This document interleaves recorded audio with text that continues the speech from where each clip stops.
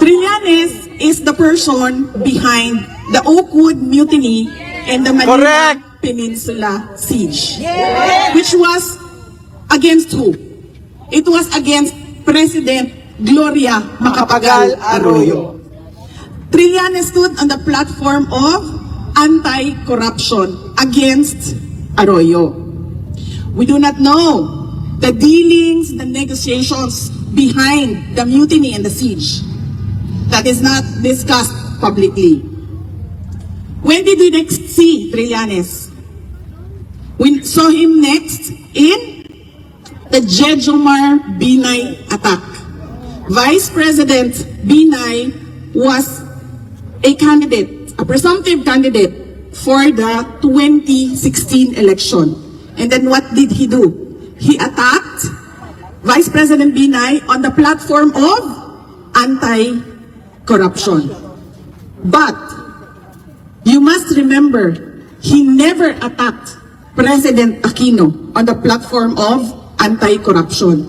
And you remember the DAP, the pork barrel scam of the Aquino administration. And where was Trillanes then? Quiet. Because we do not know how much, where, how, when the negotiations happened. When did you see him again? Trillanes, hear about him again. You heard about him in 2016 because President Duterte was the front runner. In April 2016, President Duterte was already the front runner of the presidential elections. Everyone forgot about Mar Rojas, the candidate of Trillanes.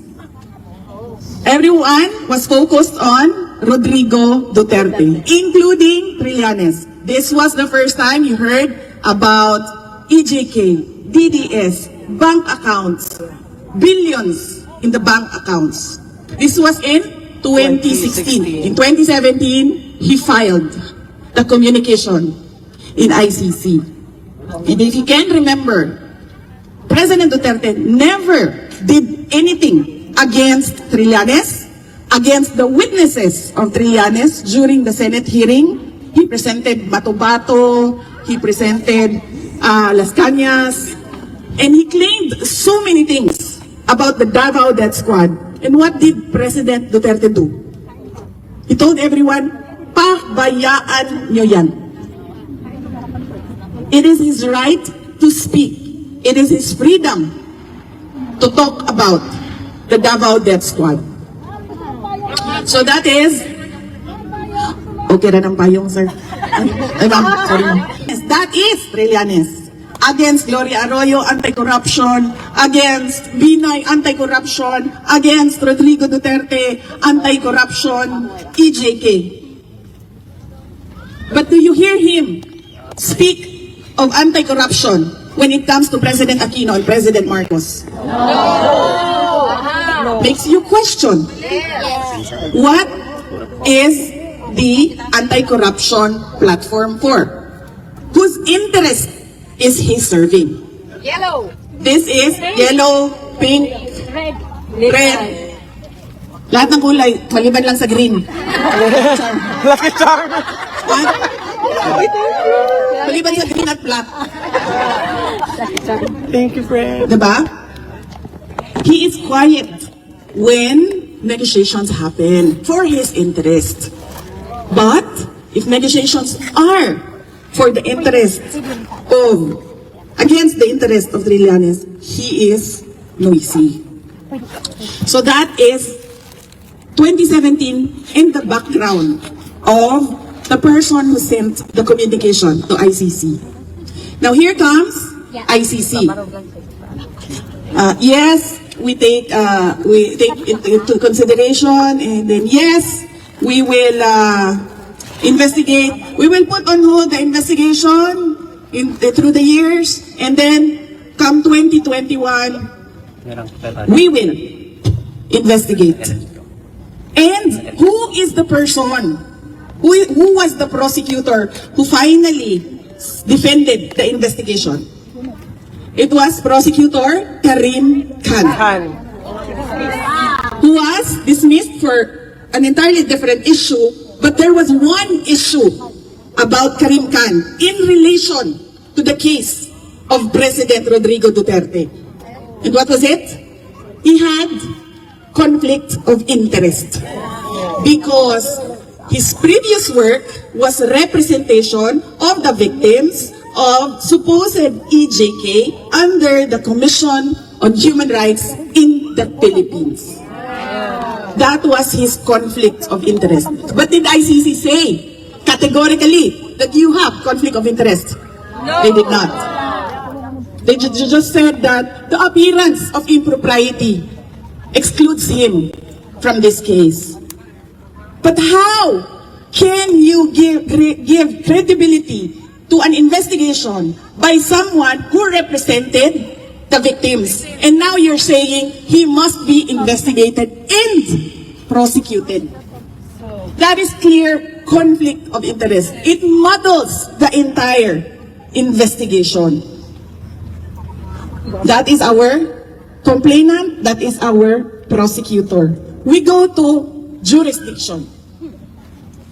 ICC said, we have jurisdiction because we took the complaint under consideration before the Philippines withdrew as a member of the International Criminal Court.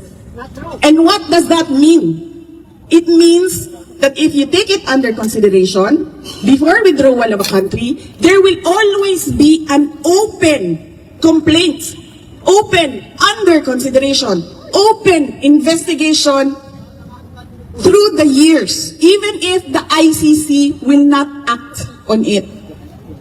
And is that justified?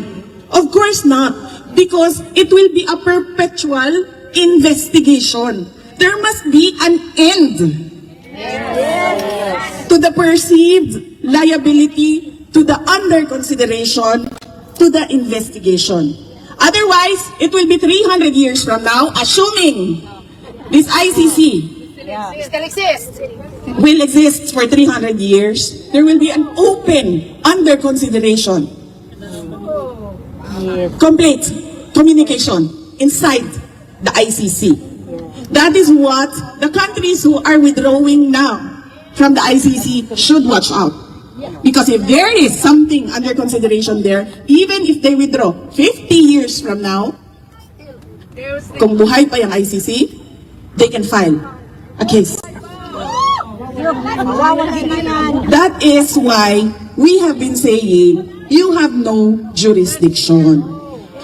2 years has passed since the withdrawal of the Philippines from the ICC before any formal inquiry was done.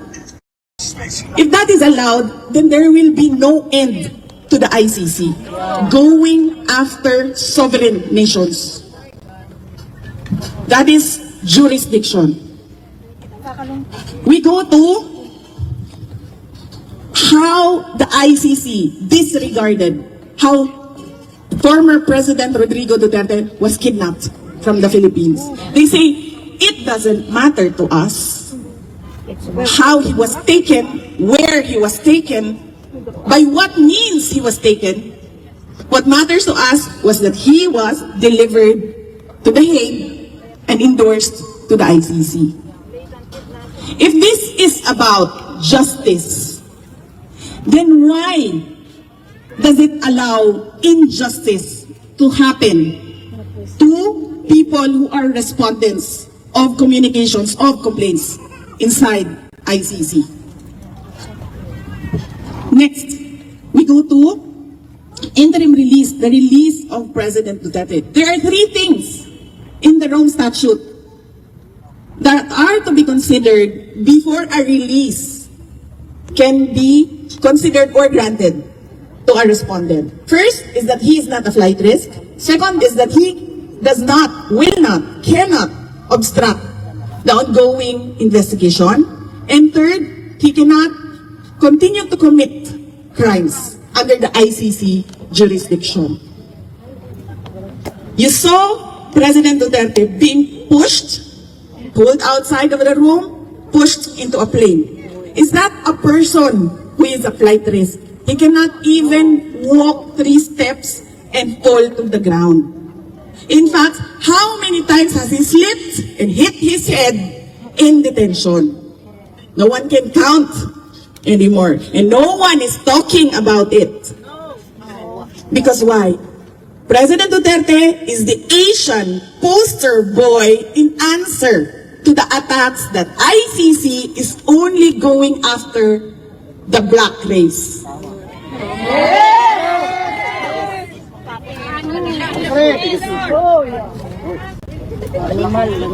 He is a flight risk because of the support of the Filipinos around the world. Is that an assessment, a correct measure of a flight risk? Second, he cannot continue to interfere or obstruct any investigation. Investigation started when? When he was president. The witnesses, Matubato, Las Cañas, when? When he was president. And what did he do? Nothing at all. He allowed the ICC to say whatever it wants, to do whatever it wants, even when he was president. When he was former president, I told him, the ICC is doing an investigation. The investigators are coming in and out of the country. We have proof of immigration records. And what did he say to me? Pasagli na sila. Di na sila pwede manghilabot sa ato ang nasod. Pasagli na sila magsulod gawas dinhi sa ato ang nasod. And I knew that something was happening because I hear it from the office of the former speaker, Romualdez, and so I put it on record. What did I do? I wrote the president. Why is the ICC continuing the investigation inside the Philippines? And then he said, what did he say? He said, we will not cooperate in any shape or form with the ICC because it is an infringement in our sovereignty. On that point, he was correct. Because our judicial courts are functioning. Yes. We can go to court, file a complaint, the judge can hear it, the judge can decide, the judge can put you to jail easily. There is no breakdown of the judicial system in the Philippines. And so, any interference of the ICC is an affront to our sovereignty. And that is the only correct thing that Marcos did, or Marcos said about ICC, that letter.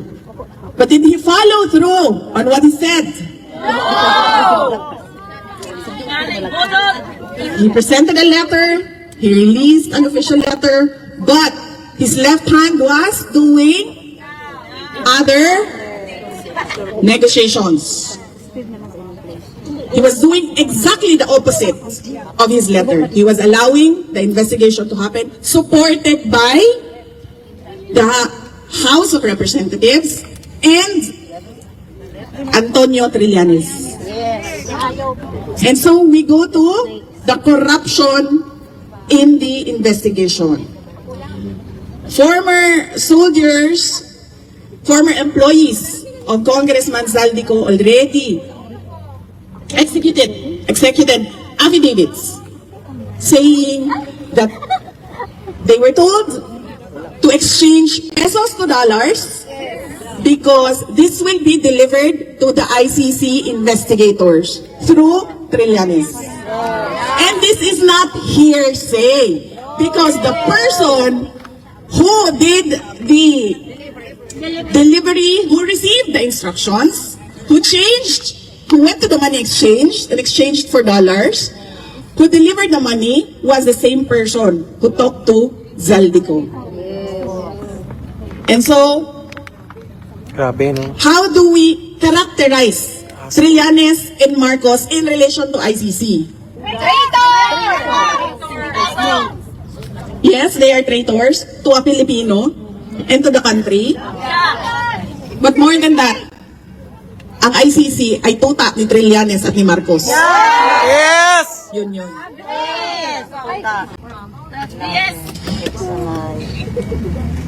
The government has a policy of zero tolerance for illegal drugs. The Philippine government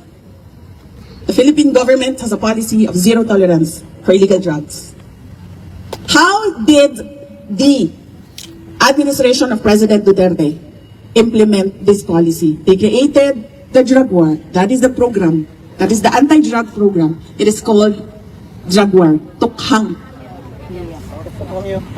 Now, the implementation of a program, whether it was good or bad, is not a crime against humanity. It may be good governance or bad governance. It is the same.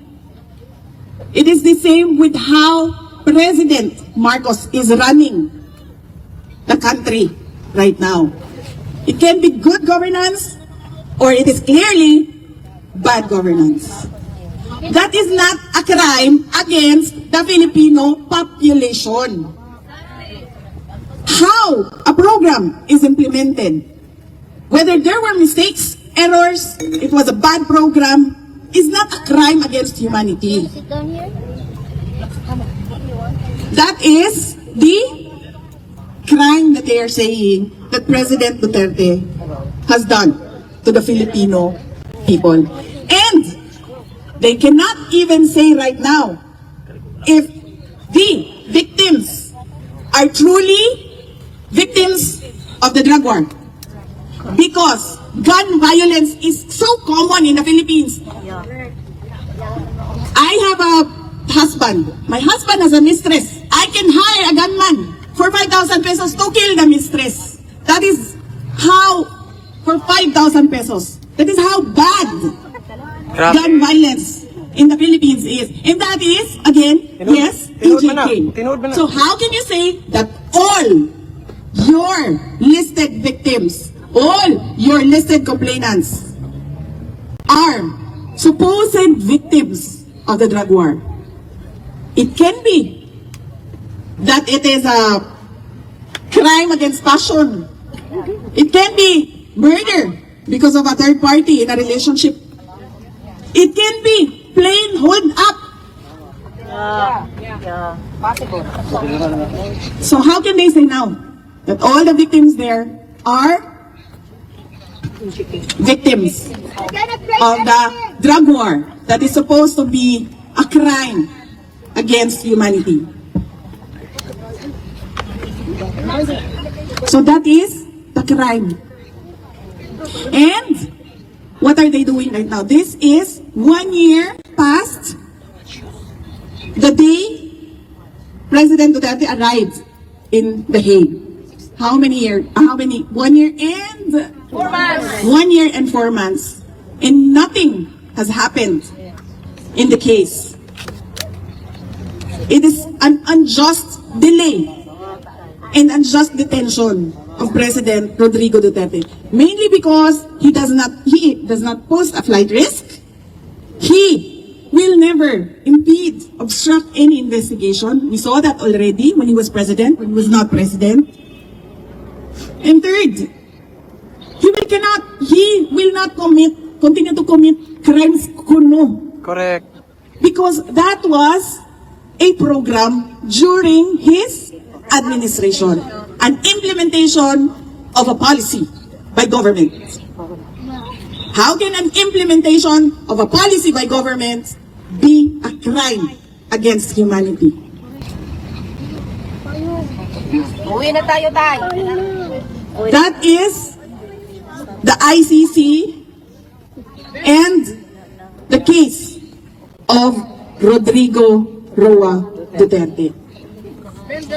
They are holding an 81-year-old who cannot make his own bed, who cannot even clean his own room, who has bed sores, who has so many Oh my gosh. Ay. aches and pains because of old age. Oh my gosh. For who? For the reputation of ICC? For Marcos? For Trillanes? For money? For all of them. For what? For whose interest is the ICC serving now? Money. That is the case of Rodrigo Roa Duterte. Ma'am, sandali i-compartmentalize natin yung ating messaging. This today is about ICC. Yung sa London is about the country. We will not talk about Marcos, BBM today. We will only talk about Marcos in relation to ICC. Na tuta ni Marcos. Bakit ko nasabi? Natuta ni Marcos. Wala na tayong pera. Kasi sumusunod sino yun? Sumusunod sila kay Trillanes at Marcos. At hindi lang yan. Pinapanindigan pa nila yung kanilang pagsunod kay Marcos at kay Trillanes. And so, this is not about justice. This is about politics in the Philippines. Because who was the first to be sent to detention? President Marcos. Next, President Duterte. Next, pwede na. Para wala na akong gagawin mo. Pakulong niya na action. President Duterte. Who was next? Bato. Next. Marcoleta. Next. Harry Roque. Robin Padilla. Bong Revilla, Jinggoy Estrada, Mike Defensor. You see the pattern? Yes. So this is all about politics. Marcos supporting ICC, ICC supporting Marcos. If the ICC right now is fighting for its life because America, the United States, and its powerful allies are going after ICC.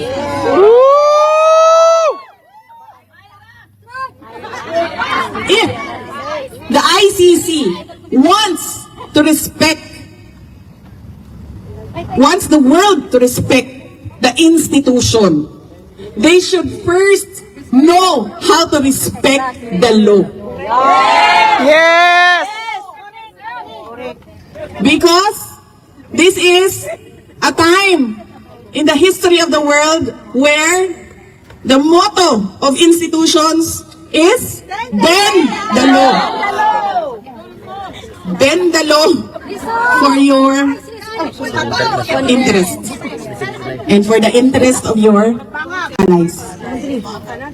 Mga kababayan, ang lahat ng ginagawa natin ay para sa Diyos, sa bayan, at para sa bawat pamilyang Pilipino. Yung train law na ginawa ni PRRD during his time, ang isang empleyado na kumikita ng 250,000 pesos lang a year ay exempt from tax. So wala ka nang babayaran na tax. But of course, you'll have to get the certificate of exemption para ma-file mo naman rin yun sa records mo. Pag kumita ka ng 1 million pesos a year, ang babayaran mo lang ng tax is 750,000 because the first 250,000 is exempt. Hindi siya kasali. So, and so on and so forth. Ganon yun. Ngayon, ang gusto nilang gawin with an annual income of 350,000 or less, yun yung gusto nilang i-exempt naman from taxes. Kaya lang, some schools of thought would say na parang this is going to be a hike on the minimum wage. Kasi syempre may impact yan eh. May impact yan sa minimum wage. So, ibig sabihin, itataas mo yung sweldo ng tao para lang ma-achieve yung 350,000 pesos para maging qualified. Na maging tax exempt. So, maraming kailangan pag-aaral ang gagawin dyan. And then, on infrastructure, and transport milestones, BBM's administration nagbigay ng timeline naman siya for major transports. Natatawa nga ako kasi na-mention pa niya yung libreng sakay. Ang libreng sakay po ng Office of the President ay parang bagyo, bugso-bugso. I know. Kailan lang. Hindi siya sustained. Hindi siya sustained. Kung kailan lang nila gustong ilabas or kung kailan lang nila maisip ilabas. I'll compare this lang to the libreng sakay ng Office of the Vice President that has begun in 2022, nag-umpisa August 2022, dire-diretso up to now. We have 10 buses going around the country. Hindi naman natin talaga makover lahat ng areas eh. So, dun lang sa major areas na mararaming tao talaga, libre talaga, wala talagang pamasahe na ibabayad ka. And it's every day, Monday to Friday, 5 a.m., 5 in the morning to 8 p.m. Every day. Tuloy-tuloy yung ano. Yes, tuloy-tuloy yun. In one bus would have 2 routes in the morning, 2 routes in the afternoon. Kasi during lull period, walang pasahero eh. So, nagsastop sila. Morning lang and evening yun. Tuloy-tuloy yun. Every day. Whether may sakuna or wala. Pagka may sakuna, nag-e-extend si VP hanggang 12 o'clock midnight. Kasi marami pang sasakay, marami pang kailangan iuwi. Wala talagang bayad yon. And it has been sustained. Alam mo Ruth, ganun kasi yung nakita natin kay PRRD. Tsaka sa Vice President, 'di ba, na yung kung bakit kayo nandyan sa mga pwesto na yan ay para pagsilbihan ninyo ang Pilipino. 'Di ba? So, despite the huge cuts in the budget of the Office of the Vice President, yun yung na-appreciate ko kay VP eh, no? Tuloy-tuloy lang yung trabaho, 'di ba? Napakadami little bugs. I mean, whatever budget that she's been given, no, she just makes do and she continues to serve, which is, I'm sad because we're grateful for it, 'di ba? Why should we be grateful for something that ought to be done, right? But still, because of mga nakaupo, mga nakapwesto na pakiramdam mo sila may-ari ng Pilipinas, ganun yung pakiramdam nila, 'di ba? So the Vice President tuloy stands out, 'di ba, in her humility and simplicity and the service for the people, 'di ba? Yeah, true. Kaya nga eh. And then so that's the libreng sakay. Yeah. 'Di ba? Every day pala 'yon, no? Oh, every day yon, Monday to Friday yung sa Office of the Vice President. Fuel crisis interventions. The President highlighted measures taken to manage global fuel crunch. May na-feel ba tayong na-alleviate ba? May na-alleviate ba sa atin na fear dyan sa fuel hike na yan because of the Iran-Israel-US war? Yeah. Di ba pataas pa din naman ng pataas ang presyo ng crudo natin? Hindi naman siya bumaba. Ito na, Ruth, may tanong ako. Kasi bakit dito sa Japan, the prices in gasoline and in all these gasoline products, hindi naman umakyat. Umakyat siya for 2 days nung nagsumabog yung yung war sa Iran. And then right away, it stabilized. So why is it that other countries, and it's the same for a lot of countries, di ba? So why is it we cannot do that? Because our fuel has become deregulated. There was a law before deregulating the prices of fuel. Baka DOE needs to look into that, and then Congress will have to come in, i-propose ni DOE sa Congress na i-regulate ulit ang presyo ng fuel. Kasi by deregulation, you mean bahala na sila, the oil producers or the oil distributors, sila ang magpapresyo ng kanilang crudo, kanya-kanyang presyuhan yan. That's why you will see in the market, iba-iba ang presyo, merong mababa, may mataas, may mura, may mahal. What do you think PRRD or a good president would do in a situation like this? He would have imposed suggested retail price. Yeah. Yeah. Lalagyan niya ng cap yung presyo ng crudo. Kung dito nangyari sa atin yung Iran-Israel-US war. So